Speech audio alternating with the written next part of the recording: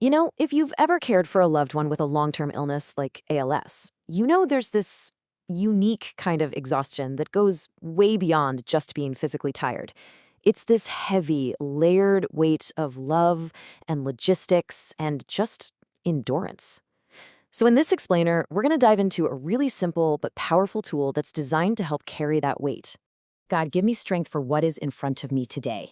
Help me be patient when I am tired, gentle when I am overwhelmed, and present even when I wish I could escape. Remind me that what I am doing matters, even in the quiet, unseen moments. Hold me up when I feel like I'm running on empty. Amen. Let's really dig into each one of these lines to see why this is such a lifeline for so many caregivers. So here's the really crucial thing to get right off the bat. A tool like this isn't about fixing the unfixable or changing a diagnosis. Not at all.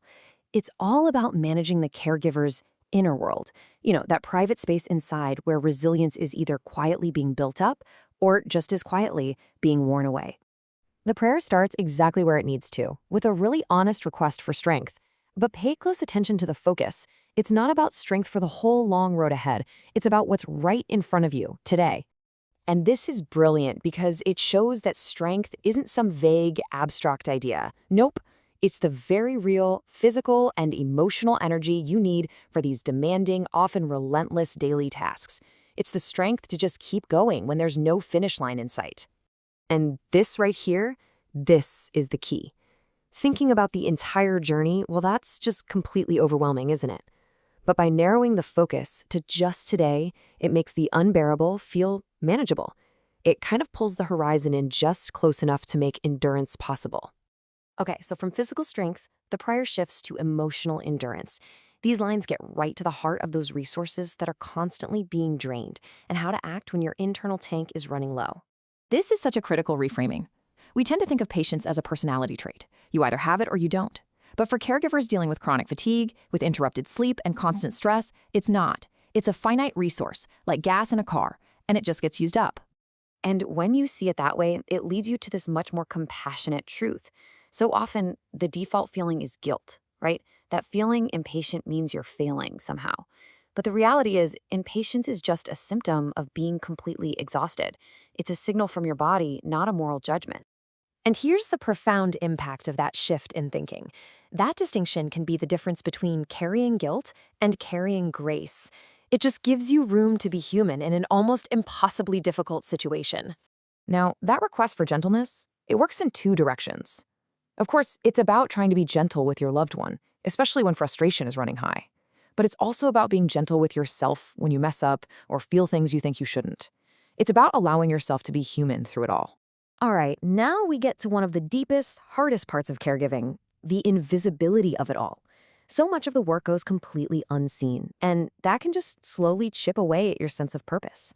I mean, think about it. There's no audience for this stuff. There's no round of applause for repositioning someone at 2 a.m, or for the sheer grinding consistency of just showing up day in and day out. These quiet, unseen moments are the very backbone of care. And that's why this line acts like an internal anchor. It helps you reframe those repetitive tasks, not as thankless chores, but as a series of deeply significant acts. It helps you restore that sense of meaning for yourself, even when nobody else is watching. This might be the most vulnerable and honestly the most vital line in the whole prayer. It's that raw recognition that you can get to a point where willpower and effort and even love just aren't enough to get you through. This is the moment of surrender. It's a powerful way of saying, I am not superhuman. I have limits. It acknowledges that depletion is a very real thing, and it makes it okay to ask for support when you finally hit that wall. And this slide just perfectly illustrates the shift.